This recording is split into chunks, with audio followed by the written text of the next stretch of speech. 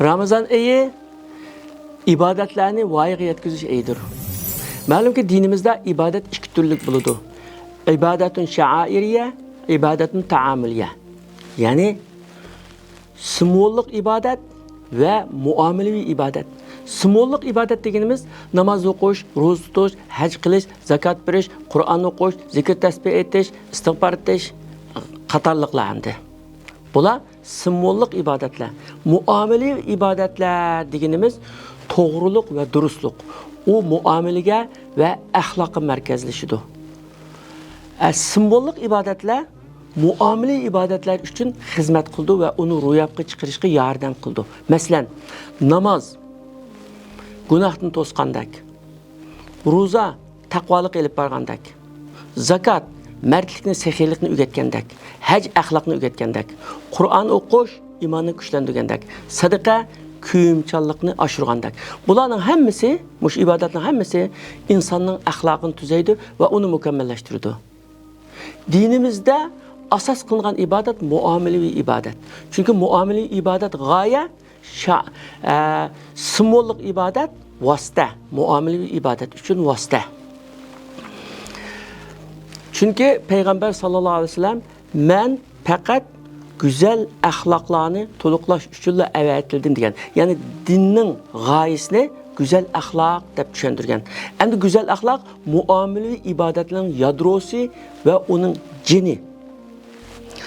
Peygamber sallallahu aleyhi ve sellem mümin adam özünün güzel ahlakı bilen kecha uxlamay namaz okup gündüzü ro'za tutganning savobiga yetidi degan. Ve ma halaqtul cinne vel insa illa liya'budun. Men insanlarını ve cillarını bana ibadet kılış üçün yarattım deydi Allah Teala. Müfessirler bu ayet ne? Yani men insan cillarını bana itaat kılıp, benim buyruğumunu kılıp, tosqunumdan yenip, men körsetken boyunca yaşasın dep evettim dep tefsir kıldı. Bana bu ayet simvollik ibadetlerini mi ve muamele ibadetlerini mi öz içine aldı. Yeni bir gap, bu simvollik ibadetler muamele ibadetlerdeki kemçiliklerini tolduramaydı ve onu tuluklayamaydı.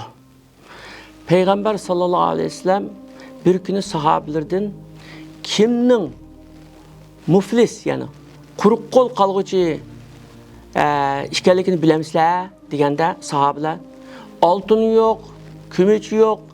Ya şunda adamni biz yani quruq qo'l qolgan adam deymiz degankin, mening ummatimning qiyomat kuni quruq qo'l qoldigini namoz bilan keldi, ro'za bilan keldi, zakat bilan keldi, haj bilan keldi, bütün ibodatlar bilan keldi, bütün ibodatlar bor.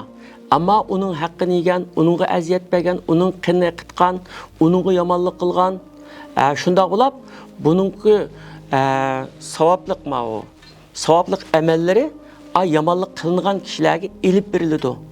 Eğer bunun ameli tügep kalsa, yamanlığı cıkılap, savabı az bulap, amel tügep kalsa, aşıların günahı bunun yütküzülüdü, şunun dozakı taşındı degen.